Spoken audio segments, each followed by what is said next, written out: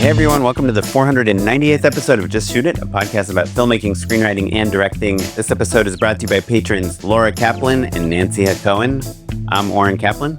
And I'm Matt Enlow. Today we've got John Michael Powell on the show. He's a director and previously an editor. We'll talk about that a little bit, but he's got a new movie in theaters October 31st called Violent Ends. It's a great conversation. We really dig in on, his process, of course, but also kind of like bigger philosophical things about what actors need, the role of a director, and I think how his process has evolved over the years, starting as like a logger for reality shows back in the day into a real bona fide post career as an editor, winning an Emmy, all of the things. And then parlaying all of that experience and those connections into a feature film career. It's pretty cool. Yeah, and it's a pretty serious movie. It stars Billy Magnuson, who's a really fun actor, and it's very violent. A very serious role. Yeah. I was curious, we did talk about Craigslist quite a bit. I meant to ask this during the interview, but I didn't. Do you think there is an equivalent nowadays to Craigslist? I don't think so. I think it is kind of a little bit of a hole in our society now. So for people who weren't part of the whole Craigslist thing, it was part Facebook Marketplace. And I think Facebook Marketplace has really replaced that aspect of it where, like, if you needed to buy used furniture or, an old TV or whatever it may be, like people selling their stuff peer to peer, I think that's Facebook Marketplace for sure. And that, I think is a pretty one-to-one trade. But like there was also this kind of community oriented job posting. And then also like a little bit of like misconnections and like community, like more neighborhood. Yeah, I mean, really all I'm asking about is the job postings. Because sure, it used to be you would move to LA, you'd go on Craigslist, you'd say, hey, I'll work for free. And people would say, I'm looking for a grip, I'm looking for a makeup artist, I'm looking for a PA. And I just don't know where you would find those listings nowadays. Yeah. Maybe in social media, but you'd have to kind of be connected to people. Yeah, it's decentralized, which I think is a challenge. So listeners at home, shoot us an email at justshootpod@gmail.com if you have an answer of how you do it. Because even like the Mandy.coms and stuff aren't really around, right? Staff me up. Yeah. But I think certainly the way that even when we're looking for stuff that's free or like favors or like passion projects, I think that it's still personal connections or looking for referrals, right? Yeah. Like you're asking. How do you even get a PA job nowadays? You'd have to basically hang out with people that work in the film industry and beg them to get you a PA job. Yeah, follow people on Instagram. Yeah, it used to be so easy. You just go on Craigslist and be like, look hey, for a PA job. Yeah. And then all of those connections would lead you to paid jobs pretty quickly. Yeah. It sucks that that's not a resource anymore. Yeah. I guess now you have to go to a Just Shoot It mixer. There you go. And by the time this episode has aired, we'll have just had one. We'll have had one. If it went well, we'll have another one. Yep. I want to, just a real quick thing I wanted to bring up because it's something that came up today and it's related to the way we communicate with each other nowadays. Is by the time this airs, I'll have already shot this thing, but I was in desperate need for an improv actor that could improvise about football, professional football, for hours, for an entire day, shooting this Friday, ideally, with a certain union status, a certain look, a certain this. And we got a casting director that specializes in like improvisers to kind of help us find out. He manages like a bunch of improv teams and theaters and things like that. I forget his name, but he sent us all these links to people that we should look at. And a lot of them were Instagram links. And I'd say about 40% of those links were private. Yeah. Like I'd click on the link. It would have a picture and it'd say request friendship if you want to see the images. And I just wanted to put out there, if you are an actor, especially like in LA or in a major filming location, and you want people to find you, it's very helpful if you make your Instagram public. If you have clips of you acting, doing improv, being funny, sketches, and also hopefully nothing too offensive or non-brand friendly if you want to do anything commercial related. I think also I have a similar challenge where an actor had come in and auditioned and I thought they were so funny. And I was like, this is the person I want to sell through. And for whatever reason, I didn't have her headshot. And so I Googled her and got headshots that were bad, basically. And then went on their Instagram, and all of their photos were just were just unusable for one reason or another. Like they were candid, or maybe it was like, backstage at a play or something like that. Like, just didn't look like her, basically. Like I just needed a shot where she looked nice and she was looking at the camera and her hair matched the hair that I saw in that audition, and I couldn't find it. And so I ended up doing a screen grab at the audition instead. And so in my PPM that day, I had pre-production meeting. Pre-production meeting. I had like a nice slide of like all of the different actors who all look their best, and then one person with that like low res, grainy close up screen grab. And I'm lucky because they crushed it. They were so funny. It's so good, but I almost had to fight a couple battles. Yeah. See, she was really lucky that you fought for her. But for me, when I'm like, hey, we need to find this actor to shoot in 2 days, and I want to show that this actor is the right person for this job, and I'm sending it to an agency and sending it to a client. Or you want to even know in the first place. Yeah. You don't even know, right? Right. Yeah. I mean, the referral, you got kind of strong referrals, but there was one actress who's pretty funny, but there is one video of her where she's not in character or anything, but she's like smoking a joint. It's totally illegal in California, but this is a major brand that's worldwide that maybe you would not want like that person representing them because of, sensitivities, because they're uber cautious. And I was like, yeah, I can send them, but it's going to be a hard sell through. And it makes us look like we don't know what we're doing. Yeah. And the actress that they ended up approving is someone who has a perfect, like Super Bowl related sketch it's literally just her with a green screen that she put like a football game in the background, just riffing on funny. She's just playing a girl hosting a Super Bowl party that knows nothing about the Super Bowl. And just saying one zinger after another. Just something she shot by herself at home. Yep. And that's who they instantly approved, because on her Instagram, she has great photos, great headshots, and great clips. And so note to actors, if you want to be found through your social media, which is a huge, not just found, but shown to people as an option for casting, open it up, or just have a social media for your acting. But if we Google you and we can't find you, it's okay. If you want to post those photos, do them on a personal feed. Yeah. Have 2 accounts for sure. But if we have one professional feed, that's what we need. Yes. Yeah. Anyhow, speaking of professionals and how this is not such a professional endeavor for us, because we need support from people. If you want to throw us a buck or two, you can go to patreon.com/justshootitpod to, help support the show, help us pay our editors, help us pay our social media editor, and help us with all our expenses. We are very, very near to episode 500. Yes. And I need your help to have 500 patrons. Yeah. To make $500. But to make $100 on Patreon. Yeah. We are not there yet. We are not. Okay. So I believe we can do it. Work on it. Team patreon.com/justshootitpod. Yeah. Anyhow, with that said, let's talk to John Michael Powell.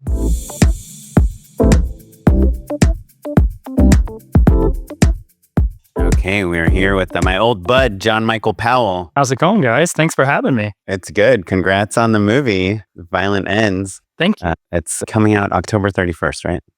Yeah, that's right. Halloween. That's crazy. Is that intentional? Originally, the date was December 5, I want to say. And then, it was one of those things where a slot opened up and there wasn't a lot of competition that week. And so I think we moved up because we were pretty much, the movie has been ready for a really long time. We can talk about that. But so it was ready to go. So we moved up and saw a slot. It was kind of strategy more than anything. That's cool. Do movies only come out on Fridays? Is that a thing? Yeah. They come out on Fridays with the specialty kind of preview screenings rolling out like Wednesday, Thursday. Is, at least for our scale of movie, is kind of the strategy. In my day, they actually came out on Fridays, and I'm sad that they do like a Wednesday and a Thursday pre-screening, because I know it was so fun to when you were young, stay up and go to the midnight screening and see the that first screening, Thursday night, basically into Friday, because then that was the technical opening. It was so fun. Yeah. So fun. It's a good, I think it's a good way for them to juice the numbers. That's why they roll out 100%. Right? Yeah. Yeah. And to have a good estimate, though I guess it doesn't matter. I don't know It doesn't why you matter. need to estimate. No, I think John Michael's exactly right. It's like if success means, your movie opened to a certain number, whatever that number is, then giving yourself 2 extra days, of course, is going to juice those numbers. So is your film Violent Ends, is it in theaters? It's in theaters. Yeah. Yeah. So thank you. Yeah. IFC is distributing it. We're still, and this is kind of new to me, and I'm kind of learning this process as I go, but we're supposed to be, I've been told, in somewhere in the ballpark of 500 to 600 theaters.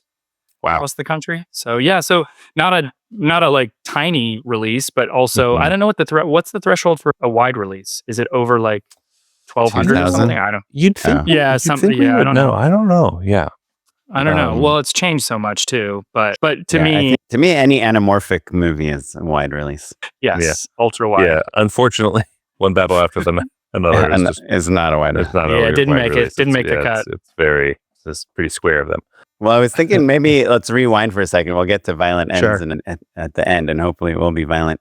But how did you get into film? Like, what's your origin story? Yeah, I grew up in Little Rock, Arkansas, so not really a hotbed of cinema, so to speak. But I was a kid. I'm assuming like you guys, like kid of the 80s and 90s who grew up with VHSs and was just always like in early 2000s in my case. Yeah. right. Yeah. Don't want to date us here, but Gen Alpha. Yeah, exactly. Yeah, and just I certainly grew up loving movies, but it was never something that was ever on my radar as something I could do professionally. I will say, like, I had a great uncle who was a really well-known, famous actor back in the 30s. But nobody growing up knew who he was. He was just an actor from Arkansas back in the 30s who came to LA and became Charlie famous. Chaplin. Yeah. Right. Yeah, it's right. just my uncle Buster. Do you think though that did have some influence on you, right? Like because yes, you don't know anyone, quote unquote, in the film industry, but you grew up knowing that there is a film industry. Yeah. Yeah, 100%. And I think I will say, like, to my mother's credit, she really exposed me to his movies at a young age. And like, I do think I like more so than your average 8, 9, 10-year-old. I was watching. He was known for doing these hard-boiled detective. Like, if you ever saw The Big Sleep with Humphrey Bogart, after that they made a slew of Sam Spade movies, and my uncle took over the role. My great uncle. Oh, cool. So he played like a hard detective. Before that, he's kind of known for making a transition. He was in musicals. So he was like a musical guy who was known for dance and song. And then he decided to reinvent himself as this hard-boiled detective. And everybody was like, it'll never work. But it actually worked. And I grew up watching those black and white movies, which none of my friends were watching. And I think that definitely played an influence. My mom is also an avid movie watcher. And I was just, I think I was a kid who was, I was an only child, so I didn't have siblings. And I don't know if you guys are only children, but like when you're an only child, you spend a lot of time entertaining yourself and figuring out how to pass the time. Because, my mom was a working class mom. She was a teacher. A lot of days she would be teaching. After school, she would tutor. So I would be on my own after school, and I just watched VHSs, and that was kind of like my babysitter. So I was always watching movies, but never. When you were watching movies on VHS, were they Disney home release clamshell movies, or was it like, did you have a video store that you went to? What were those early influences like? Yeah, I mean, definitely. I think definitely Disney was a huge, big, influence. Like my earliest cinema going experiences being, I think in like 1987 or 88. I must have been like 4 or 5 at the time, or I don't know, 6. And they re-released Snow White. And I remember vividly going to the movie theater with my mom to see Snow White and literally crying my eyes out because I was terrified of the witch at the end, standing up, scary. With the lightning. That movie terrifying. Is really scary. Yeah. It's creepy. Yeah. It's creepy. Yeah. But also, like all those older Disney films that are towing the line between adult and child fantasy, like there was just something, magnetic about it. And I remember magical. Loving those. Yeah, it's just magical. Right. And yeah, so those played a huge influence. I will say, like, so we had, I lived, Little Rock's I lived in North Little Rock, is even smaller than Little Rock, but not a big town, but it's almost like Rockwell or something. It's like we had a pharmacy, and next door to the pharmacy, we had a family kind of little VHS rental place. And I would ride my bike to the VHS store to go rent movies and have a milkshake at the pharmacy. It's so like Leave It to Beaver, but that was my childhood. And the good thing was this was kind of, it was before censorship in a big way, kind of, because there were certainly ratings, but like the guy at the VHS, I would rent whatever I wanted, and my mom was super supportive and let me watch things. I know way too soon. Like I have a story about and I joke with her all the time. I'm like, dude, you traumatized me. But when I was a kid going to the VHS store, I'm sure like you guys, the horror films the covers were so tantalizing. Yeah. And as a kid, you're just like, it's like this thing that's terrifying and off limits, but alluring. The artwork was so like the Nightmare on Elm Streets and sure. I remember I rented The Fly because I went through like a young like Vincent Price phase for some reason. But I rented The Fly remake, and my dad was like, "Nope, like you don't get to watch this one." And now, oh boy, I love that movie. Yeah. I love that movie too. My mom did not say nope, and like I have a vivid story of I remember I came home with something like I don't know Critters 2 or something terrible, and she was like, "This is awful." She was like, "If you want to watch a good horror movie," she said, "go get The Shining or The Exorcist." Yeah, sure. And I rented I remember sitting down to watch her. We watched The Shining first. It was like a Saturday night. We watched The Shining first, and I remember we got to the part with the lady getting out of the bathtub, and she was like, kind of covered my eyes, and she was like, but that was more of a creepy experience than like terrifying. I mean, it's like bone deep kind of thing, but we only made it 30 minutes into The Exorcist or something when she starts stabbing herself with the crucifix. And my mom turned it off and she goes, "Oh, I don't remember this part." And that was enough I didn't sleep for weeks. I went to bed every night terrified I was going to be possessed by a demon and that I would never be human again. And the visual image of Linda Blair's head spinning is seared into my young brain, and it played such a pivotal, role in my I really, as a young person, I did love horror. I tend to be a bit snobbish about horror these days. I still like the old stuff. Like 70s horror is my favorite era of horror. But there's something about those VHS covers that just played such a huge impact on me. And really, I think that's probably where my love of cinema really comes from, is just looking at the shelves at the VHS store for hours, wondering what the heck the pumpkin head with the knife stabbing through it means, Right. So how did you segue from that like emotional connection to cinema to a career in film? Yeah, well, so I will say, like you asked earlier, if my great uncle's movies played a role, and I think so. My dad passed away when I was like 7, so it was just me and my mom. And then after my dad passed away, his dad moved in with us, my grandfather, and so that was my great uncle's brother. So I was around my great uncle's movies through my grandfather. My grandfather was also an oil painter and a musician. And so I kind of really got into the traditional arts and music. And I was a musician for a long time.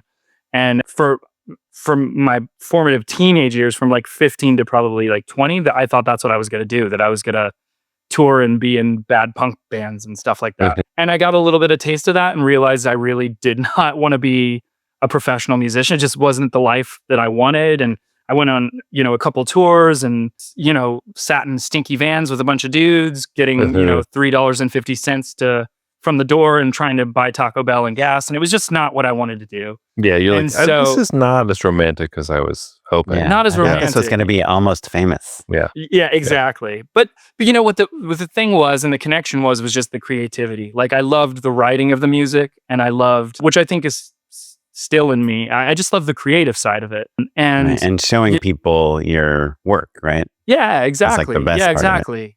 Absolutely. And so I started off college. I left Arkansas, started college going down a traditional art path. So I was in studio art and design. And I was in this program. I went to school, TCU in Fort Worth, Texas, which is, when I went there, was kind of unknown. Now people know it for the football team, which is a big football program. And we all know Texas loves their football. But I was the artsy kid who was hanging out over in the art building, doing design work. But it was a competitive program. And it was the type of program where you start off with 100 students, and by the end, 4 years later, only like 15 or so graduate. And so you have every semester you have to present your work to the board, quote unquote, which is the staff, and they kind of rip you apart, and they like really rip you apart. They take a laser pointer and tear your art apart. And I made it a few semesters or so before they were like, yeah, you need to go do something else because this isn't going to be for you. And I was kind of heartbroken at the time. But I remember what happened was they kind of laid forth a few different programs. They were like, here's some ancillary programs that might make sense for you. And by that time, I'd known a few of the professors, so they knew my personality. And I'm sure that played a role. But one of the programs was film. And they were like, at the time, I was like, wait, you can get a degree in filmmaking? Like, that seems antithetical to everything I knew growing up. But I obviously, I leapt at the opportunity. It's funny because you were in an art program. Like, I know, but this is the first time we've had someone who went to film school as the sensible alternative to something. yeah, that's true. That's could have been a poet, I guess. I don't know, man. I don't know. Yeah, no, I don't. But social studies. Yeah, there's just something. I don't know. There's such a barrier to entry because of the technology. At least at the time, like getting your hand on a camera was hard. Like I did like get my hands on like high 8 cameras and stuff when I was in high school, and I started dabbling around with editorial and stuff like that, like before I went to college. But it didn't seem like making movies, and what I knew of making movies at the time was probably like my prototype was like Matt Damon and Ben Affleck, right? You're like these two young guys who write a script out of nowhere and blow up and make it. They're two Boston guys who just kind of make it. And like that seemed, relatable, but completely intangible. And I knew no one, and I had no connection. So just didn't have a Ben Affleck. Didn't have a Ben Affleck. Yeah, no. Yeah, and how do I like those apples? But I did have a passion for creating things. And when I jumped over to the film program, I think what I really quickly learned was I really loved thinking. What it taught me was, because TCU's programs at the time, I don't know what it's like now, but it didn't have the infrastructure of, say, like a Texas or USC or NYU. So we had a few cameras, we had a little bit of gear, but it was mostly analytical, the program. But that was really beneficial for me because it made me look at cinema and films in an analytical way, and really made me process and think about filmmaking. But it lit the fire in me. And by the time I think I was like 2 or 3 weeks in, and I was like, I knew this was the place for me, and I knew this was kind of where I needed to be. And, by the end of graduation, I think the day after I graduated, I got in my car and drove to LA and was like, I know nobody in LA, but I have a car and I'm going to drive to LA and try to make a go at this, because I just had my heart set on it. Did you go with anyone, or were you solo? Like, you literally didn't know anyone? I literally knew no one. Yeah, no, but I will say, like, there were 3 or 4 of my friends in that program. We all kind of banded together and we were like, we're going to do this. Like, we're going to go out to LA. And so we all had a house together in Van Nuys, the first place we lived. We shared like a little place. I literally slept in the garage. Like, that was my bedroom, and we converted it to a room. And I think back then we were paying like $350 or $400 a month. So it was like, it was completely, it was affordable. We lived in a really rough neighborhood, but like it worked out. And also, when you're 20, 22, you don't know any better. Sure. And I was completely happy. I was like, I'm in LA. This is amazing. Well, I was in, not exactly LA adjacent. Deep Valley, for sure. Deep Valley. You're like, oh man, you guys want to go to Hollywood? It's only 45 minutes away. Yeah. As long as it's a weekday in the middle of the day. So how were you making money? Yeah. So when I got here, that was back in the Craigslist days. You guys remember the Craigslist days where you would fish? Yeah. That's how I got in. I got in through Craigslist. Yeah. Yeah, I mean, I've had a couple, and I have another story about Craigslist that kind of really opened up my whole career, actually. Is it about a futon? Close-ish. Roses? I don't understand. No, but no, when I first got to LA, I literally just made my resume, which was probably I think I worked at P.F. Chang's, and I like movies, and nothing relevant, and sent it out to 200, like anybody I could find on Craigslist would send it.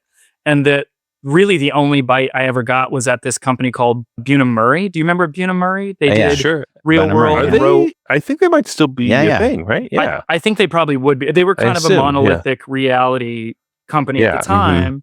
And the job that I got was literally being a night logger on a show called Bad Girls Club.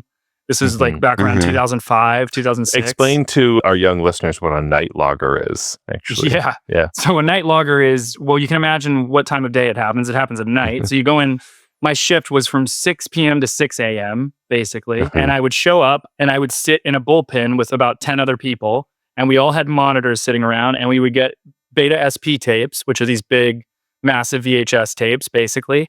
Plug them in. The cameras, or the tapes would come from set. We would plug them into a VHS, play it back, and we would literally transcribe everything that the for lack of a better word, the drunk frat kids would say on these reality shows back then. And you just write it all down, and it was mindless, but it was also, like, I will say, it was my foot in the door, and some of those other people sitting at that bullpen overnight with me became some of my best friends. And a lot of them were like me. They wanted to make movies, and this was their only foot in the door. And so we commiserated a lot, and it was super helpful for me. But it was, not. You're also seeing glorious. You're seeing footage that's going to be on television. Yeah. To be clear, it's all the raw data, all the transcribing everything, basically. Literally. So when they're just sitting there, when they're sitting there talking AI.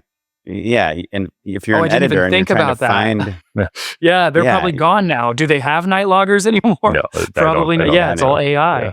Oh, that's sad. But yeah, so by the way, Bunim-Murray makes Below Deck. There you go. I was very sure there was the Chrisleys. Yeah, so they're just dealing with just so much raw footage, and as a way of organizing it, they just needed transcripts so that an editor could make heads or tails of the footage that they had. And I think at the time it was like a pretty popular entry-level job. If you weren't going to PA, like the mailroom. It was like the mailroom of reality production. Show. Yeah. Like I knew, like when I was at college at the time, I knew a lot of people who would be like, "Hey, like if you want a job logging, like somebody could get you in," and like, sometimes they'd be part-time too. It wasn't always a full-time thing. So if you wanted to just like do night shifts, you could pull it off. Yeah. It was a great first job, honestly. Yeah. And so how did that lead to editing? Because you became an editor, right? I became an editor, yeah. Well, I was at Bunim-Murray for a few years. I worked my way up to like an assistant editor job. And I think I did like Road Rules, Real World Challenge was like the show that I worked on. And there were other couple like Road Rules, Real World, whatever ancillary shows. This Theo Vaughn guy. Theo Vaughn, yeah. Yeah. Actually, I think I was on a Theo Vaughn season. Yeah, I'm sure. I mean, he was on that in that era, like every season, basically. Every season. Was he hosting or was he a No, he was a contestant. He was a contestant, yeah. On multiple seasons? Yeah. Yeah, he was like, he became like the face. Like he was really one of the most popular contestants. He's like is it Joey Bananas? What's Joey? I don't know Joey. I don't know these shows. Or Mikey Bananas. There's a guy who goes by something Bananas. That's been on every Love Island season. No, Oren, I would know their name. No, but it's kind of from like that era ecosystem of like, like I think it was maybe a villain from that era of reality. Yeah. I am curious if you learned anything about like storytelling from working on those shows. I definitely did. I think the biggest thing I learned about that, like being at Bunim-Murray, was, getting thrown into a very pressure cooker environment where you guys know how it is. Like when you're young, you don't have any concept of the way the rhythm of this business and the way, especially TV, can work. It's such a fast-paced thing when it comes to post-production and production. And there's layers of story writers and producers and segment producers. Everybody's feeling pressure and, pressure to impress somebody above them. And there's all these politics going on. It's a bit like high school in a way, but like on steroids. And I think, I got thrown into the fire of it. And like, I think the biggest lesson that I learned was just honestly how to deal with like production and post-production politics and just how to navigate personalities and stuff like that that's just on a macro level. On a micro level, I think I learned story editing for documentary very well. Like I will say, like I'm pretty good at cutting documentaries at this point. And I think a lot of it has to do with my time that I spent there, because the paper edit process at Bunim-Murray was so integral to the whole process, and everybody was involved, even the assistant editors. So, like, can you tell some younger people that have never heard of this thing called paper? What a paper edit is? Right. So, paper edit is basically what I was doing prior, the logging. You would transcribe all those things, and you'd have this big long, tome of all the things that were said on set. And then you go through those and you basically do a pre-edit on paper. You start. Sorry, the transcription is just dialogue, or are you also writing like 5 people hanging out by the fire? It's somebody else did that. We were just doing dialogue. So you just basically do dialogue and character. So it'd be like, Mara says, we're going to the grocery store to buy things. And then Theo says, that sounds stupid. I don't want, and it's, mostly dialogue. And then the story editors will come in with the assistant editors and sift out, where in the time code, all those transcribes were time code based. So everybody's going through the time code and looking at it. And that's how you build the edit. Like that's the first edit of those shows is just taking paper and moving stuff around. I mean, literally in those days, I vividly remember cutting paper and I would take lines of dialogue that I cut from paper and move it around on a board to write the script. And it's like editing, but you're just doing it with a corkboard and with lines of dialogue. And are you trying to build in cliffhangers and drama and like mystery, like suspense? Absolutely. Fights? Everything back then was fights and cliffhangers. Yeah, absolutely. Like I even had special tags for like fights and sex and like all the stuff that's like juicy that those shows capitalize on stuff. The don't miss stuff. Yeah. I want to take a tiny step back on this paper edit because I'm very curious. When you're structuring a documentary, are you if you're first approaching the story, are you looking at kind of a big picture arc, or are you looking at the specific beats of the story and then working backwards into that arc? Like what sparks the beginning of that big picture for you? Well, I guess we should separate like Real World. Like a show like Real World has a story episode arc, and what the theme is, and someone's going to win, like before it's shot or whatever. Yeah, because it's a competition-based show, right? Is that what you mean? Yeah, and a lot of that stuff is predetermined, and they have their ways. But when it comes to I've cut a lot of doc stuff over the years. I cut this Netflix series. Are you saying that those shows are rigged? They're rigged, but they're coaxed into going in a certain direction. Yeah, manipulated is definitely the right word. But like if you're doing a show like I did this Netflix series about the Boston bombing, the marathon bombing, and that show is so it's so thematic. You're breaking things down by like there were 3 parts of that show. It was 3 episodes, beginning, middle, and end. You can imagine they were kind of acts: first act, second act, third act.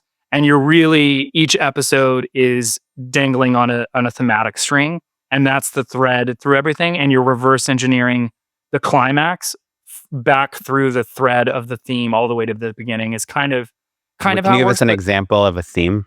Yeah, like for example, like let's say that you're cutting an episode about the 2 brothers in the Boston bombing, and it's about loyalty, right? And it's about these 2 brothers who grew up together in a very seemingly normal family, who were immigrants to America, and they were very loyal to their family and to their culture. And then it's about how did these brothers go from loyal family members and good to do people, and how did that loyalty get corrupted by the end? So it's literally just finding the climax. Maybe the climax of that episode would be, oh, well, the brothers chose to go find materials to carry out this terroristic act, right? And that is a step beyond normal family loyalty and brotherly loyalty to radicalized loyalty. And so you're literally just finding that thematic tether and peppering back. Obviously, the Boston bombing is an example of something that's historic. So you have the story is laid out to a certain extent.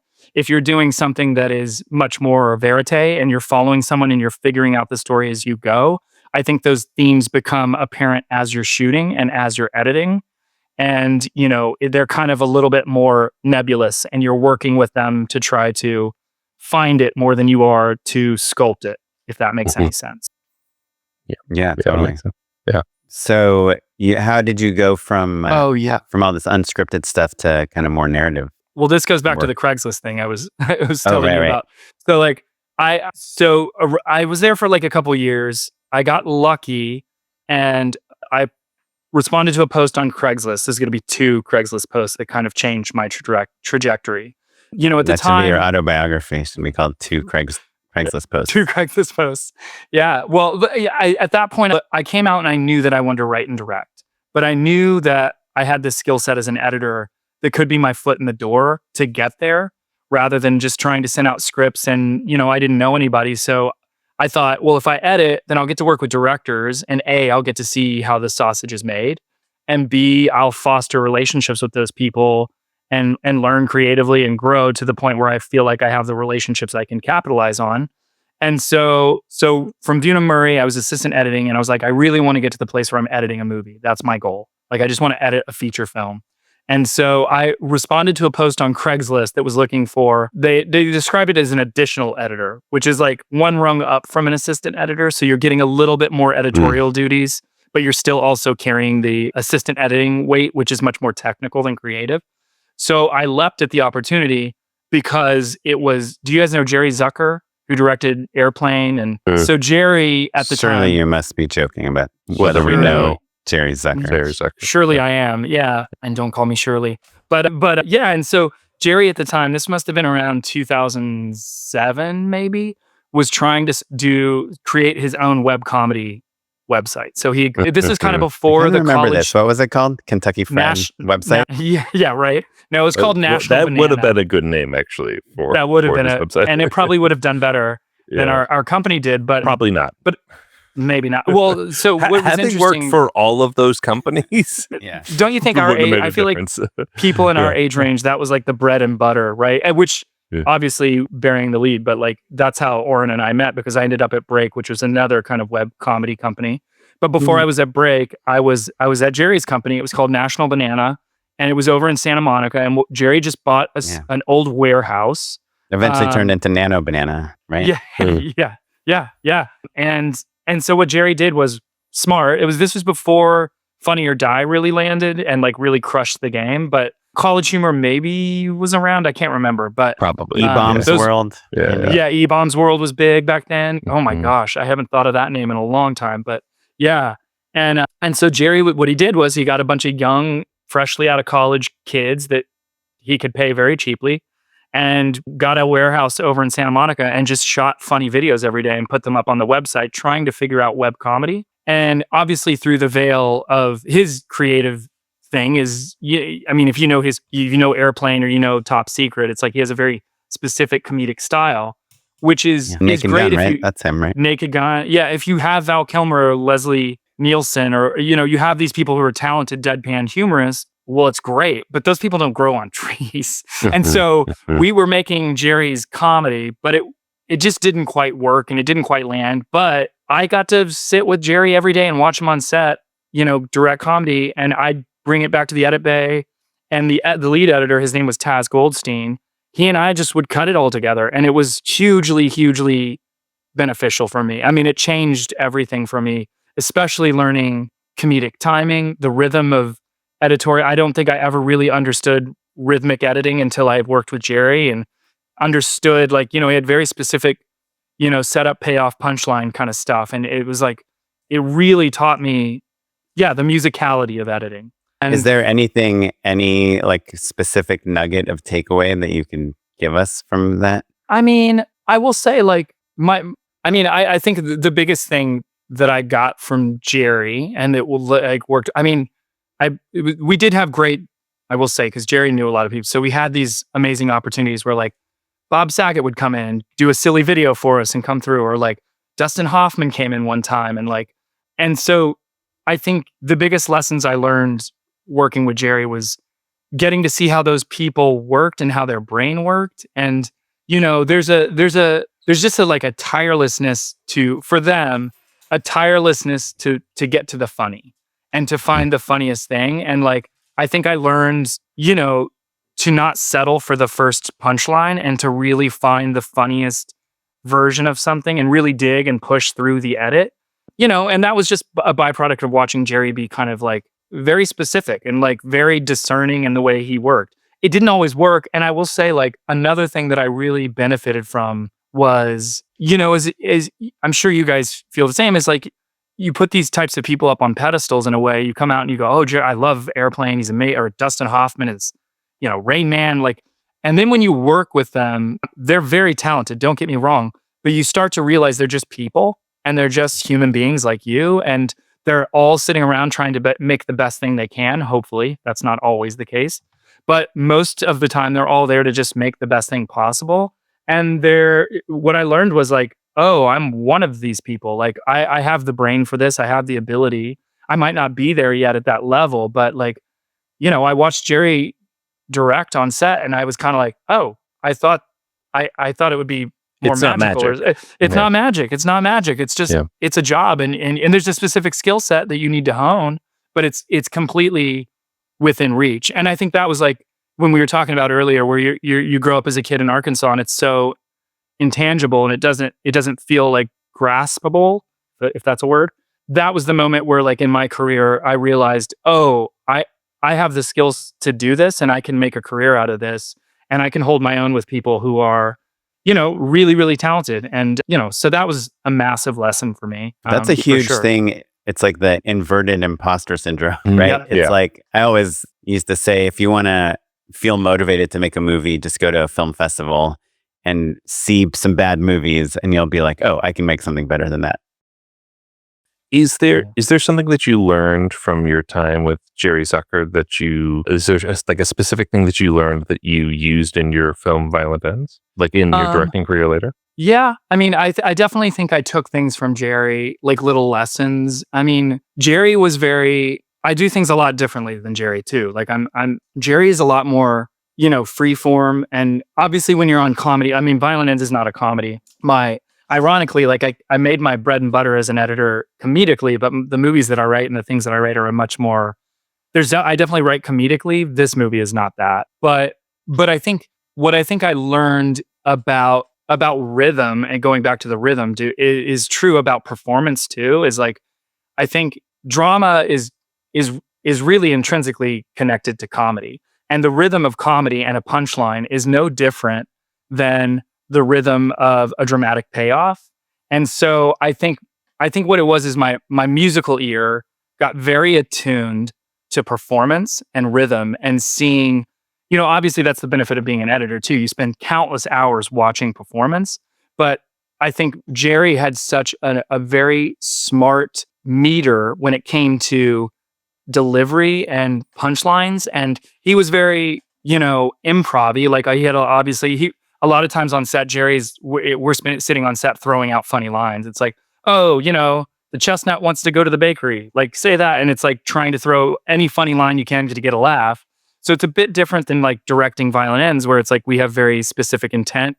The scene, we know what the intent of the scene is, et cetera. And we've got a goal-oriented kind of thing there. But I certainly learned from Jerry just how to really hear the performance, rather than I can close my eyes and tell you if it's a good performance. And I can tell you just from the audible rhythm of a performance and the cadence of which one is hitting and which one is not. And that comes from comedy 1,000%. And Jerry, me. Right. That's cool. So, okay. So you were editing for Jerry, then you edited at Break Media, doing a lot of comedy web stuff in our heyday. And then you started doing features, right? Brass Teapot. I think actually, that's when I met you. Was that the feature you were the additional editor on? Oh. That was no. So while I was working at Break, and I was working for Jerry. It was like those days where you work two jobs just to stay afloat. And I'm like going from one to the other. Not like today. Today I have to work at least 10 jobs to stay afloat. I know. It's gotten worse. But yeah, so I was working at Break, and I was working at National Banana doing funny videos. And actually one of the best bits of advice I've ever gotten, and I still say it from time to time. It's so simple and so silly. But like I said, Taz Goldstein was the lead editor at National Banana. And he was like, for all intents and purposes, like really the only mentor, the like real mentor I've ever really had as an editor. And I remember going to Taz one day and I said, dude, I want to edit feature films. Like, how do I get to edit feature films? And I remember he kind of looked at me kind of quizzically, and he was like, well, if you want to edit feature films, go edit feature films. I was like, just go edit. And I was like, it sounds so silly, but it was kind of galvanizing for me. It was like, oh, well, the only barrier is just going out and finding it and doing it and becoming a film editor. And so back to Craigslist, my second Craigslist story that really changed everything for me. This one really changed everything for me. But at the time I was working sitting in an edit bay. It was like late at night, and I remember I was scrolling through Craigslist, and I saw someone post looking for a line producer on an indie movie, and I thought, well, if you're just looking for financing, you probably don't have an editor. So I was like, I responded and I said, look, I'm an editor. I have no experience, but I'm so passionate about editing a feature film. I will edit it for free. Like, please consider me. Never heard anything. And 6 months later, I got an email out of the blue, and the director of that movie writes me and she says, hey, you wrote me about 6 months ago. Well, we finally got financing for this movie. Would you want to meet? And I was like, yeah, let's do it. And so I met with her. Her name was Diane Bell. We met over at a little coffee shop in Santa Monica and just sat around talking about all the movies that we loved and had very similar taste and influences. And she was like, well, why don't you come cut this feature with me? And so that was my first feature film. I cut it for essentially nothing out of my back, my garage that I was living in. and my best friend who I grew up with was my assistant editor, and we both got paid nothing. And we did it together. And that movie was called Obsoletia. And we shot it for maybe, I don't know, $150,000. 2 Scottish actors that nobody knew. The director's Scottish. And that movie went to Sundance, and it was nominated it won the Alfred P. Sloan Prize, and it won Best Cinematography, and it was in competition at Sundance that year. Then it went on to get nominated for 2 Spirit Awards. And so that changed everything for me. Suddenly, I went from the guy who was working at Break and National Banana doing web comedy videos to suddenly I met a lot of people who were doing indie dramas and things. This was many years ago when that was still viable. And then suddenly I just started piggybacking onto editing independent movies. And kind of the first real door that I ever really desperately wanted to walk through opened up, just kind of because I responded to a Craigslist post. And when you were doing these indie movies, were they your primary source of income, or were you still at Break or freelancing around, kind of making ends meet that way? I definitely was still making ends meet, cutting, web videos. I also around that time, I don't remember how it happened, but I transitioned into doing commercial editorial work. I think a friend who was actually, I edited this little movie called All the Wilderness. It was Cody Smith McPhee and Danny DeVito in that movie. And the director of that was like cool, hip director who was from Portland and like had really great taste. And his buddy owned a commercial house in Portland that ended up getting an Adidas. They became the Adidas company. Right. And I just started, because I edited his feature, he brought me over to editing commercials. And that opened the door for me to do editorial commercial work, which honestly, that's how I made a living. Like if I didn't have the editorial commercial work, I would have been back in Arkansas. Yeah. Because the indie dramas, they're passion projects and you don't get paid for them. And it's tough going. You have to have a secondary or tertiary kind of income stream. This question is probably hard to answer, but how is it that the first movie you edited won like an award at Sundance? Like do you think it was the editing or no? Like if you look back at that movie, obviously I was the good part. If you look back at that movie, are you like, oh yeah, I did a really amazing job? Or do you feel like it was just the right ingredients, the right story, the right script, the right actors, the right performance, the right director, and that you kind of flowed with that process and helped make it a little better? Like, I think of my first feature, which, I had an editor and she was great, but I was like very, very involved in the editing, and we would screen the movie and then we would change the whole movie, and we'd screen the movie, totally change the whole movie, and we do all these things that nowadays I never ever do, No, totally. Well, first of all, I had no idea what I was doing. Like, I'm not even going to act like I had a clue. Like, I was figuring it out on the job. Thankfully, the director was figuring it out on the job too, and we were both doing it together, and we were in the same position. I think the magic of that movie was that we all kind of were on the same creative wavelength. That movie was, it's kind of, like I said, she's a Scottish filmmaker. It's very slow cinema, and like it's not a commercial film at all. In fact, I don't think the movie even sold or got a distributor, or maybe it did, a small kind of distributor, and it's out there. But it's I look back on that movie and I'm kind of, some divine intervention happened there, because if you looked at that movie today, it wouldn't even stand a chance of getting in the next category at Sundance. And I don't know how we managed to wind up in competition. Those losers. Yeah. No, but you know what I'm like, it's just a lightning in a bottle, and the tone of that movie was so specific and unique to Diane, the director. And I think I was tapped into her very specific rhythm. Again, I'm getting back to the rhythms of editorial, but I do just think there's a musicality, and I think because I was probably a musician, that plays into it. Is like there's a very musical nature to editorial, and like, you know, that movie was not like, I don't know if you saw Stealing Second, or Aronofsky's new film, which is so staccato and so bam, bam, bam, bam. Stealing. You know, caught stealing. Sorry, Stealing Second is different baseball metaphor, Mhm. but yeah, caught stealing, which is so staccato. Like this movie was, man, we would maybe potentially have one cut every 4 minutes. So like, Right. but they were Sounds very like a VFX Well, listen, nightmare. you weren't getting paid very much. You're like, right. Right. I was getting paid by the cut. Yeah, sure. But no, but I do think that's probably the magic of what was going on with that movie. It was very different than a lot of the indie movies at the time. It was very European. Now I look back on it and I'm like, I don't know this is how that boring. happened. Yeah. It's yeah. Sorry, no, Snooze that's fest. a rude joke for what is, I'm sure, a good movie.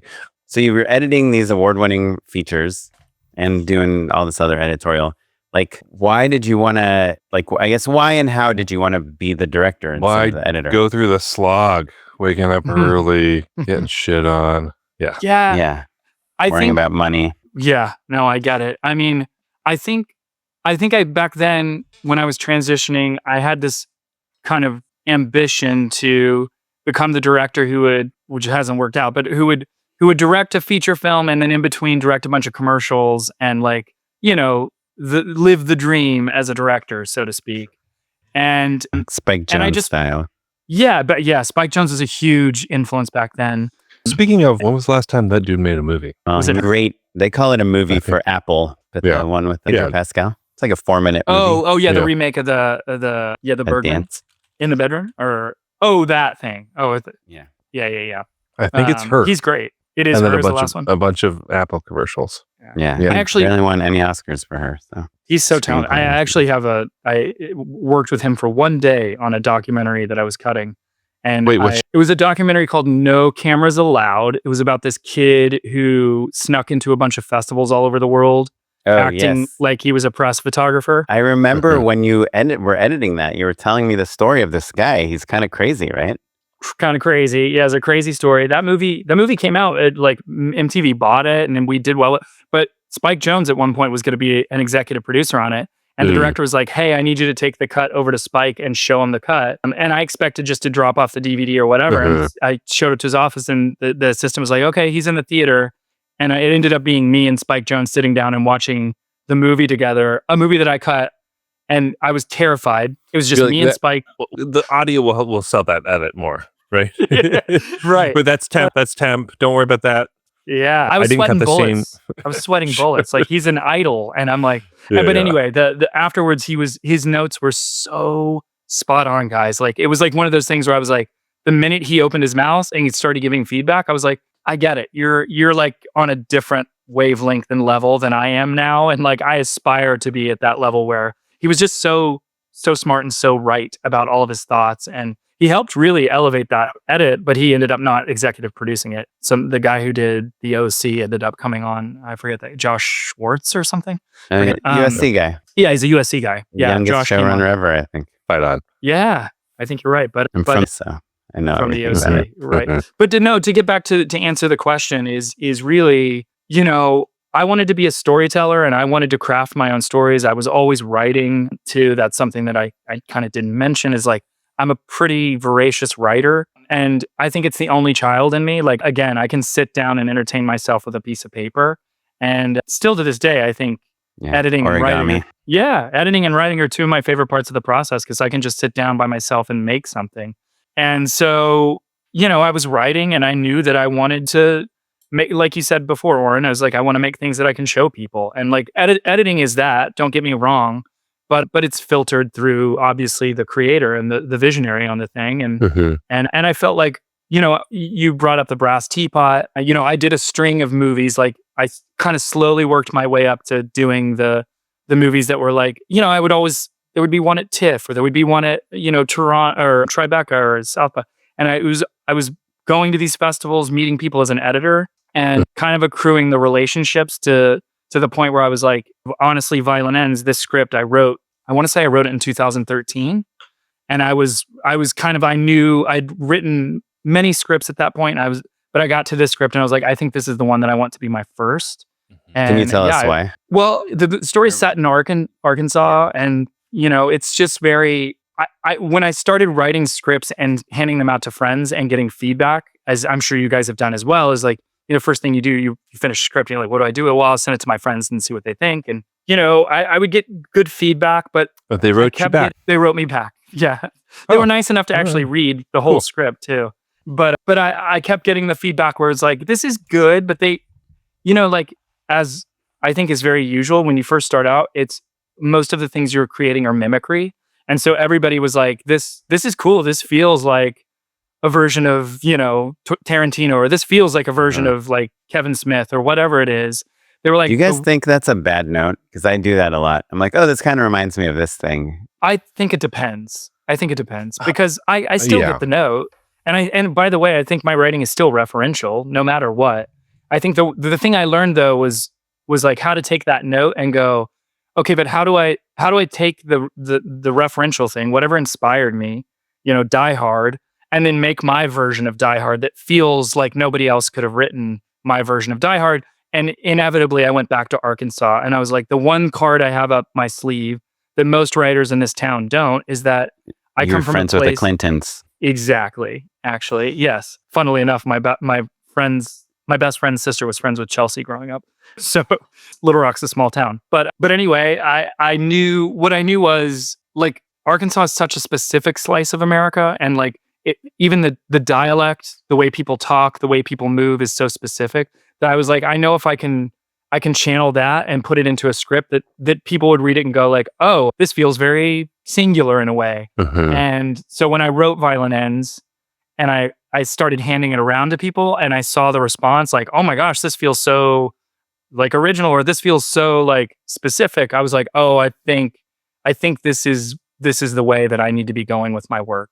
At least for my first thing. Tell our listeners the log line of the movie. Yeah, the log line of the movie is essentially, it takes place in the Ozark Mountains, and it is about a young man who grows up in a family that is mired in crime, and he's done everything he can to stay out of his family's business. He wants nothing to do with his family, and he's got this fiance, and his life is set on a really, really great trajectory, and things are seemingly going well, and then stuff blows up with his family, and he gets sucked back into the family drama unwantingly.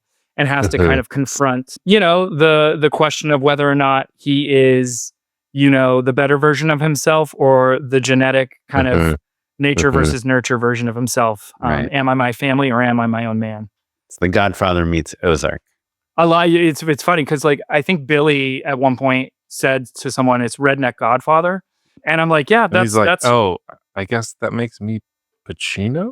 Yeah, right. I know. Okay. It's a snappy way to like to sum up, the plot. I mean, it could easily be redneck Breaking Bad, right? It's somebody morally confronting, their makeup and their darker side, and trying to figure out, which way they're going to go, which is just something. I mean, obviously, location and kind of culture-wise, it's based on where you grew up. But is the story based on anything personal? Yes, but I don't think at face value you would see those connections. I mean, it's a bit of an ensemble movie, and all the characters are very rooted in people that are very personal to me, that I grew up with. I mean, Kate Burton plays Billy Magnuson's mom, and she's like this kind of tough detective mom, single mom, who is just an approximation of my own mother, who was like a very stern teacher, who was like the stern detective in my life. And like, the story is about two half brothers. I found out I had a half brother when I was 21 that I never knew existed. So there's a lot of personal, sinew in there that's like myself, that is just from me growing up. I grew up in a very happy family. I have no crime in my family. But I will say, like, a lot of the weird oddball characters and the way they speak are people I knew growing up and that I was channeling when I wrote the script. Yeah, that's really fascinating. So sorry, correct me if I'm wrong. Is this your first film? So it's not. First, technically, technically my Technically, second sure. feature. Okay. So what happened was, during COVID, dude, it's a long story, but, and not to bore you, but like I said, I wrote this script in 2023 or 2013. In that time, it's a boring story and I'll fast forward, but I got a manager as a writer because of this script. And it was just by chance. A buddy I went to college with read the script and happened to be getting a job as a lit manager. He's like, "Can I represent you?" And I was like, "Sure." Yeah. Sure. You great. or no one? Yeah, great. Okay, Yeah. Sure. I'll take you. And he sent it around and I had a bunch of general meetings off that script. And I ended up meeting my producer of the movie back then in 2013, who I fell in love with. And we're still very close friends. And he produced the movie. And we kind of started pushing the boulder up the hill back then. It took us, as you know, it takes many years. You sit around and make offers to people with no money and you wait months and months and months to get a rejection. We did that many times till we finally put the movie together. It took about 3 years, but we were originally going to make the movie in 2017 and it was going to be Aaron Paul in the lead and Jane Lynch was going to be playing the Kate Burton role and seemingly was ready to go. And then the whole movie fell apart 4 weeks before photography, as I'm sure you've heard a million times. Sure. And just at that point, I'd spent 4 or 5 years pushing this boulder up a hill only to fall right back down the hill. And I was like, I need to go write something else and put my creative endeavors somewhere else so I can get past this. And went and wrote a bunch of other stuff. And I wrote another movie that I handed to a friend, or my manager at the time handed to someone, ended up at Sony Worldwide. And Sony Worldwide was like, "We really like this. We want to give you the money, but here's the deal is you have a list of basically 50 actors. You have to get one of these 50 actors to trigger the green light." And I was like, okay. And of course you look at the list and it's like Jeff Daniels, Willem Dafoe. I'm like, these people aren't going to work with me. But we made a couple offers and then 2 or 3 offers in, COVID hit. And Sony was like, "Sorry, everything's on ice." And that movie died. And so now it's been close to 7 or 8 years of like hard work and not getting anywhere. And so during COVID, I was like, screw this. I'm going to go make a movie with my friends. And I at that point had a little bit of money in savings. And I was like, I'll just pay for it myself. And I'm going to call in favors for my actor friends who had been working with at Break, who had been working with the National Banana, who were talented actors. And I was like, we're going to make something for nothing. And made that movie for like $50,000 for nothing. And it's kind of like an industry movie, right? Like it is. It's called The Send Off. And it's about a guy who has an Emmy, and you also have an Emmy, right? Yes. Ironically, I didn't have an Emmy at the time. I ended up winning an Emmy. I ended up winning an Emmy after that. For that. Maybe that's why you wrote it, to do something with that Emmy. You were like, well, this is an expensive prop, so yeah. Yeah, actually, you can get really good 1-to-1s from China for cheap, which we did. But no, that's a bit of life imitating art. I don't know how that happened. That's cool. But that movie was, it's called The Send Off, and it's about an Emmy award-winning actor who comes from a show that is essentially like Girls or something like that, an HBO series. And he finds out at the beginning of the movie that something tragic has happened with his family, and he's going to move back to Florida with his family. And so he throws a going away party for himself, a kind of vanity play with his friends. And he's saying, I'm leaving. I love you guys. And over the course of the night, you slowly start to realize his reasons for leaving are not what he's presenting. And that maybe he's a much more toxic person than he's letting on. But it's a dark comedy and it's fun. And honestly, it felt like, I came straight out from undergrad and went straight to work. It felt like my graduate school, my like thesis, like I had friends who went to AFI and spent more money on their cycle projects or their like thesis projects than I did on my feature. So it felt kind of scale wise like my master's program, and I learned a lot. So technically my first movie, but Violent Ends certainly feels like my first like real movie in a way. They're both real movies. I don't want to undercut The Send Off because it means a lot to me, but it different in scale and of a different magnitude. Yeah, a different magnitude. I guess the thing that struck me in this conversation is you mentioned when Oren asked why you wanted to direct, that you'd said like, oh, well, editing is storytelling for sure, but it's through a number of filters, right? And you were referring to the director and the screenwriter and all of that. Sure. And I think that the same holds true for directors on the other end, right? So how do you feel about that sentiment now, having directed 2 movies and seeing all of the other different filters that maybe you weren't privy to back then? Yeah, I mean, I think one of the biggest filters that I was ignorant of was first of all, the actors, right? So like so much, obviously as an editor, I'm getting footage and I'm looking at one side of the process, right? And as an editor, I would sometimes be on set. It was pretty rare. I would make a habit to go on, at least on every production, and see what's going on if I could, if it was in LA or if I was there. But it wasn't always possible. So you're not always on set on these indie things. And I think, yeah, it's realizing, how much of the movie is the actor's movie. And like, you're just, I mean, I'm sure you guys feel this in some ways, but what I've learned as a director on both of these movies was that my greatest skill set as a filmmaker are the same skills that I learned as a father. And that is learning how to guide, give the runway to do something fun and creative, but also letting go and saying, this is your job now. This is your character now. And like, I'm sure you guys have had to deal with this, but I love all the actors I've ever worked with. I've always had nothing but positive experiences, but being on set is a pressure cooker. And there are going to be days where your actor gets pulled out of it and gets lost and needs you to reorient. And a lot of times the way actors can present that fear of being lost in the woods is no different than my 4-year-old not understanding how to use the Apple remote. And why the hell will the Apple remote not do what I want it to do? And so you're saying actors have big feelings. Yeah, I'm saying actors have big feelings. And you have to. And Apple remotes are a pain. Yeah. They're complicated. The touchpad.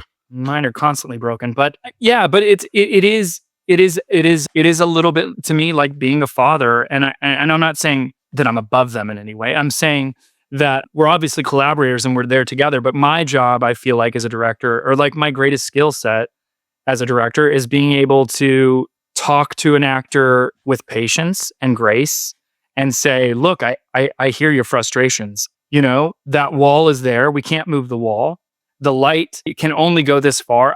This is what I need. How can we find a way for you to get what you need so that we can also get what the camera needs and we can all win and find, a place where we're all getting to play in the sandbox the way we want to play in the sandbox.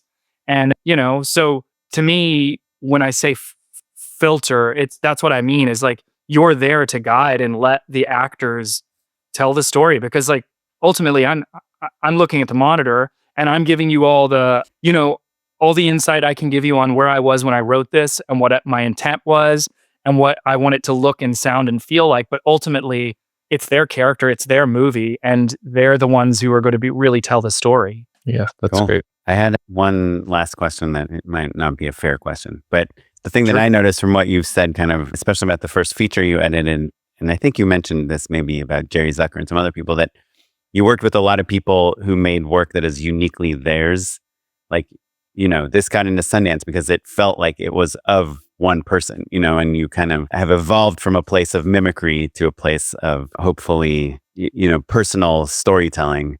I'm curious about Violent Ends. Yeah, I know the location and the environment is somewhere you grew up with, but is there anything about the approach to the camera work, the pacing, the editing, the music, the color grade that makes it feel like uniquely a John Michael Powell movie? Yeah, I mean, I think one of the things that, like, as you get to know me more is like, I have a bit of a dark sense of humor. And I think that, like, though Violent Ends is not the most overtly comedic, like, there are things that are very heightened about the movie in ways that I think are very my tone and my thing. And I think, I think when you see that and you see the movie, there's, for instance, like, there's a lot of side characters, there's a lot of uncles and cousins in this movie. Not to, sound like cliche, but there's a lot. It's a crime family, and so you've got a lot of Bobs and Susies and Dougs, and a lot of those characters.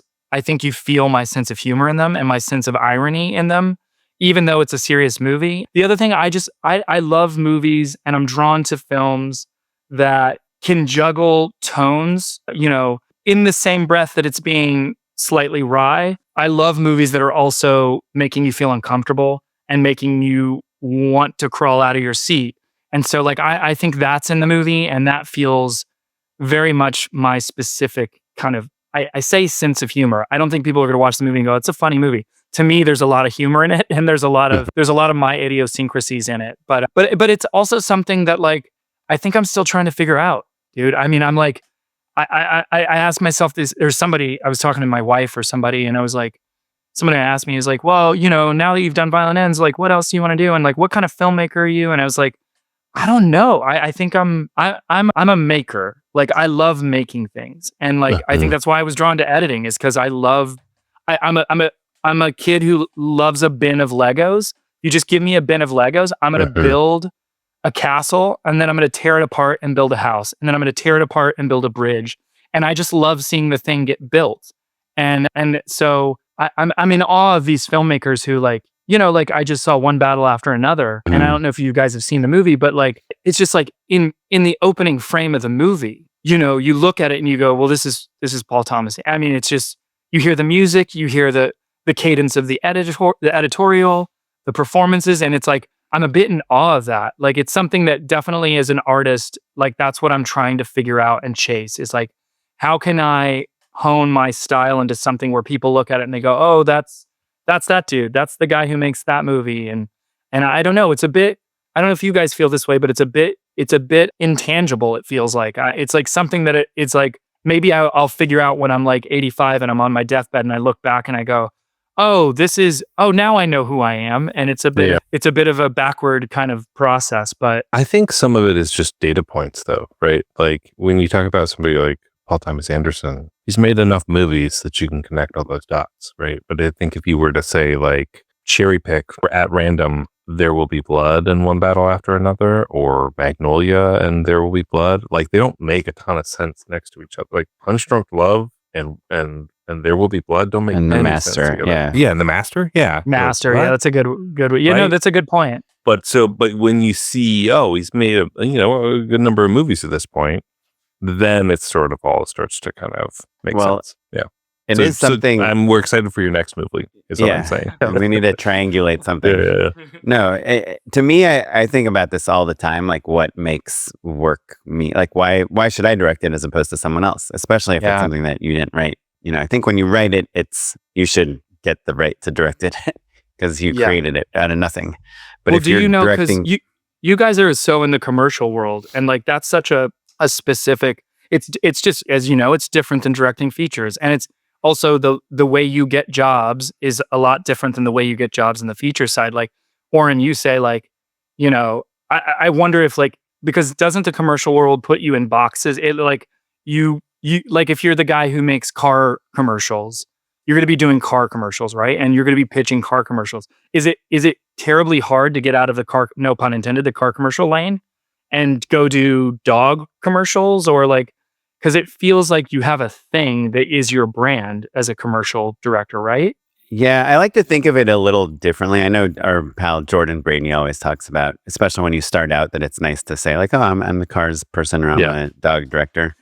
But I try to think of it from the director's point of view, which is, how can I convince them that I am the right person for this job?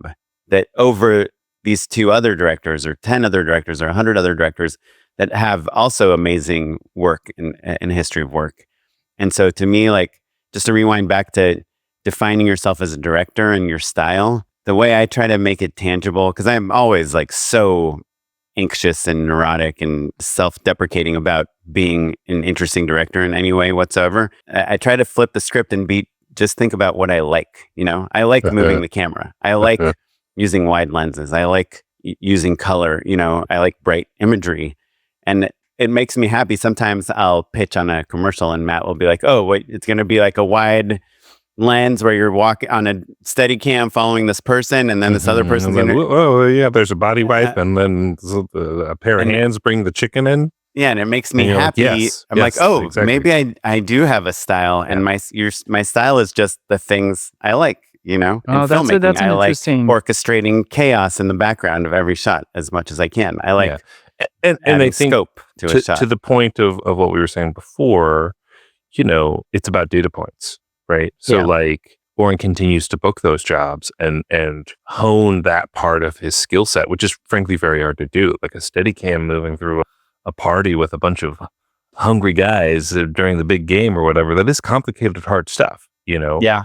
And so I think the other way to think of it is like when you're backed into a corner, when you've got 3 hours to get this thing done, whether it's a long scene, like a big important scene, or another 15-second spot, or an episode of a web series, or whatever it is you're making, when you don't really have enough time and you're backed into a corner, you fall back on the things that you instinctually do.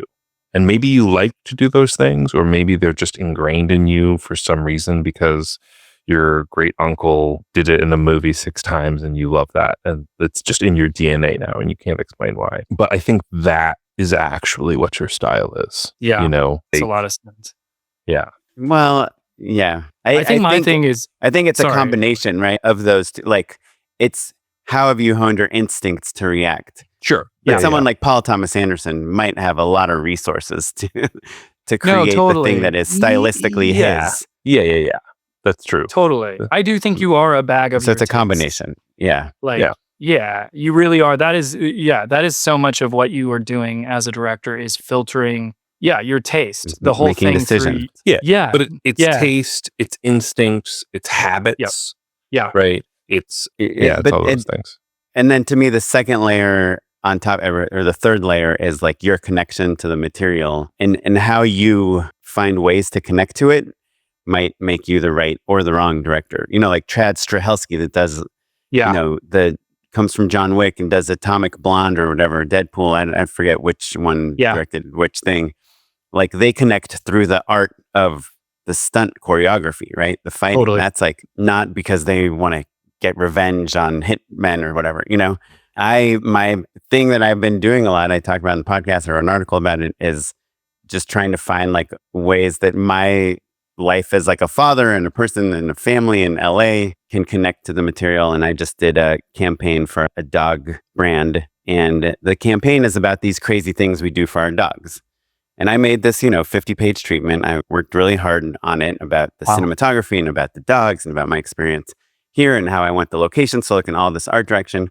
And the last minute, I stuck on page 2 of the treatment in my intro, a GIF of just me. I took my son, I put him on my back, like I wore him like a backpack, and I just made a little GIF of me spinning around with him on my back. And I wrote under it like a caption, every day when my son comes home from school, I wear him like a backpack, even though it's incredibly uncomfortable and I do not enjoy it, but he loves it or something. And it's just something I threw in at the end. But when I usually, when I get a job, especially a competitive job, I ask why I got it.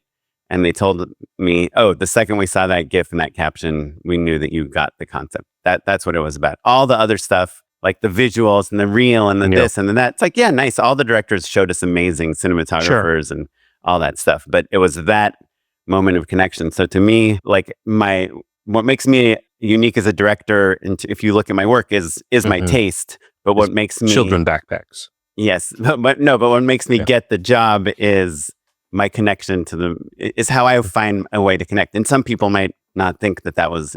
I've lost many jobs because the way I connected with the material didn't click for someone. Yeah, it was for JanSport. Sure, I do think that is this. I think that's the same though for features too, like or television, because like at the end of the day, it's the stories we tell are humanity, and it is our human connection to these stories that is what gets people excited to watch them and sit with them and think about them. And so like, yes, or in yours is your connection to your son and someone seeing the image of you propping your son up on your shoulders. And that created a human connection that was exciting and invigorating to someone who obviously hired you. I think for me on Violent Ends, I saw the same thing when it came to, the world and the characters and the family felt very rooted in my like experience and felt very much like something like that only I grew up with. And I think that's what people connected to. It's the human, the revenge stuff and the genre tropes, those are fun. And those are reasons for maybe an investor to feel comfortable and go like, okay, there's an audience for this. But really this, all the trappings of the genre stuff is just to service my own desire to tell a story about a real human being. And at the end of the day, to me, that's the whole enchilada, is the humanness of the stories we tell. Love it. Yeah. Well, I love enchiladas. Me too. Yeah. I don't know where the enchilada reference. No, yeah, I say a whole enchilada all the time. One of the rare Mexican foods that the non-meat version is isn't bad. Oh yeah, so good, It's great. so good. The cheese Is enchilada. it Mexican or is it Tex-Mex? Is it real? Yeah. I think it's authentic Mexican, and also I think the riff that maybe we're thinking of the most commonly, perhaps, is a little more Tex-Mex. Yeah. Right. Yeah. Yeah. Well.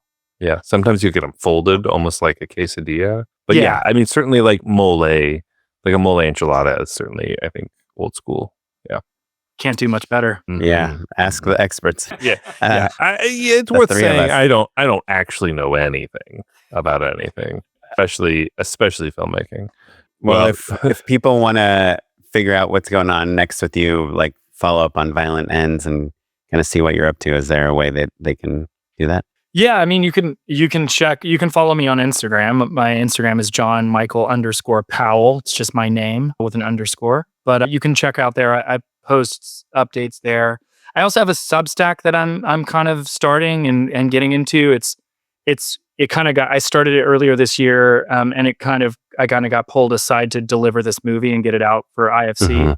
But I'm going to get back to it very soon. And my hope there is that I'm going to continue to talk about the experiences of pushing out an independent film and what it takes. But that's called synesthesia, but it's spelled cinema, like synesthesia. And it's on Substack. I think you can Google it or find it on my Instagram. Yeah, it's on your website. Yeah, it's on my website. And and then the movie comes out, in theaters October 31st. And then I think they roll it out. We have a 17-day window. So it comes out, I think it's on AMC Plus. It comes out, I think, November 17th. Oh, cool. Awesome. Do you have a minute to endorse with us? Plenty of time. Unpaid endorsements. So my unpaid endorsement is a new cookbook called Let's Party by Dan Pelosi, more popularly known as Grossy Pelosi, who is a chef who I've talked about a little bit on the show. He said I had a handful of viral recipes. He makes a great vodka sauce I like to make every New Year's. But the thing that makes Grossy so special is that I think his culinary lens is all through entertaining. And I didn't really understand that until recently. I think someone on TikTok was talking about his brand as a case study. And I was like, oh, right. He's a person who just excels at entertaining, the art of entertaining. And that is the thing that I like to do. My wife and I like to throw parties. We like to have people over, specifically around the holiday season. We have a big Halloween party. We have a big Christmas party. My daughter has a big, movie themed birthday party. We like to, have people over and relish the fun of those fine details and an experience for people. And so Let's Party is a cookbook kind of centered around that sentiment and that idea. And so as we're headed into a holiday season where people are doing a lot of celebrating, this is a book that's filled with not mind-blowing recipes, but really good thought starters and ideas around how to level up your party throwing prowess. So it's called Let's Party. It's really fun. And also he'll do things he'll give you a party idea, and then he'll give you okay, 3 days before do these things, 2 days before do those things, the night before mix the dip because it needs to be perfect for that day or whatever. And that sort of mentality of spreading it out, of planning it. I think there is cohesion between that idea and filmmaking, and is production. Fun. It's production for sure. Yeah. For sure. So Totally. Let's party. I'm John Michael. What you got? Well, I have a feeling I know what yours is going to be, Oren, because you were you inspired me. I was going to say One Battle After Another because I just saw that in theaters. But that feels like... Feels like when I endorse the iPhone. Yeah. Yeah, it's like when you endorse the iPhone. I mean, that movie is stunning, and you should go see it in theaters if you can. I do want to talk about it for a tiny And I haven't second, seen actually. it. Yeah. Okay. Oren hasn't seen it. John Michael, where did you see it? I've seen it twice. The first time I saw it at the AMC Topanga on a 4K DCP print. And then I saw it at the Vista on VistaVision. Okay. So I saw it on And, VistaVision this morning. This morning? Oh, this wow. morning. And then coincidentally ran into Oren and some other production friends thereafter. I have a hot take. Oh. And I want to see, you've seen it twice. Twice. So this will be really helpful. for people who aren't paying super close attention, because why would you? VistaVision is an old format that's very special, super high res, blah, blah, blah. There's only 4 places in the world where you can see it, one of which is at the Vista Theater, which is owned by Quentin Tarantino, and film nerds are flocking there. It was 10 a.m. on a Tuesday morning, and it was really hard to get a seat, and I got there 20 minutes early. And so that vibe was really fun. I think it would be totally fine to see this movie just on a regular old IMAX. And I know that not all IMAX screens are created equally. Some are not true IMAX and some are extra whatever. I think it's totally fine to see it on any of them. That's my hot take. Like, don't worry about it. Go see the movie. As someone who's seen it twice, I agree with your hot take, actually. I mean, the film purist in me is like, oh, you should go see it in VistaVision. And it certainly is like, when you see it in VistaVision, you feel the print, right? There is something there. Yeah. It's fun. And it's definitely. But bro, the print was hella dirty. It was. Really? It was very dirty. They don't have time to clean it because they're screening it nonstop for a bunch of friggin' nerds in Los Feliz. It's very dirty. Oh, and also the luminance in the highs, like in the shoulders, was very interesting from time to time in certain images. I don't know if you felt that when you saw it at the Vista, but I was like, ooh, it's you can feel the flickery, film gatey thing in the print, which is, it's charming and I enjoyed it. And like the film enthusiast in me loved it. But also when I saw it in 4K DCP, it looked amazing as well. So yeah. So if you're, feeling that FOMO on Instagram of people posting about it, don't worry about it. It's okay. It's okay. There's lots of beautiful screens out there where you can see it. And maybe, yes, technically you're losing 5% on the top and bottom or whatever. It's going to be fine. Yeah. It's going to be sinners and just like a regular theater. Yeah. It was so fun. I did not feel like I missed out. Yeah. God, pixels. the sky would be so much taller. Yeah. My unpaid endorsement is actually, I have the book here in front of me. And it's something I actually used on Violent Ends quite a bit, but it's, for those watching, it's actually a dictionary of color. Are you guys familiar with this book? No. So it's a Japanese book. It was first kind of started in the 1930s, and it became like a dictionary of color palettes. But this guy, Sanzo Wada, is the guy who created this book. And it's essentially, if you look at it, it's just a bunch of color palettes, and they give you complementary colors. And you can see on the side, there's every color palette in the spectrum.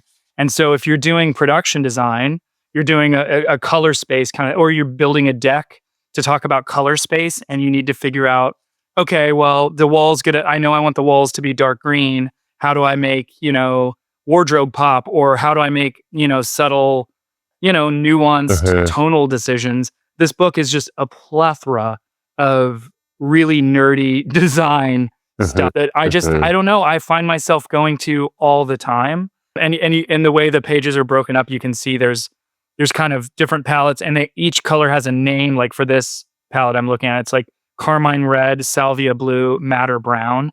They all have different names and kind of hex colors that we use, like digitally, that you can reference.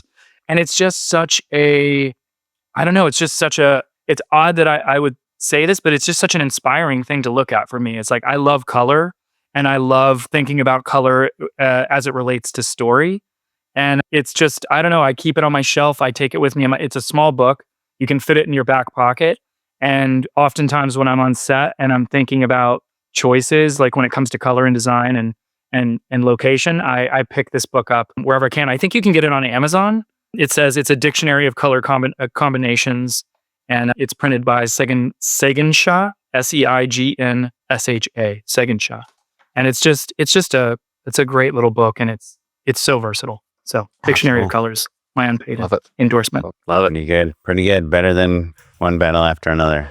Kaplan, what you got? Okay, so what I got, and it took me a minute to re-find it. Do you guys know, like, sometimes on Instagram or Twitter, I'll just like a post that I want to find later, because then you can go to your profile and see the things you liked. You could also, that's what save is for. Save? Oh, yeah, I guess. I don't know. I guess liking is just something that's super easy for me to do. But yeah, I guess you can hit this save button. The bookmark, you mean? Yeah. Yeah, the little bookmark, you can save stuff. But are we going to ruin your unpaid endorsement? Yeah. No. That's what it's, there's a difference between liking and saving.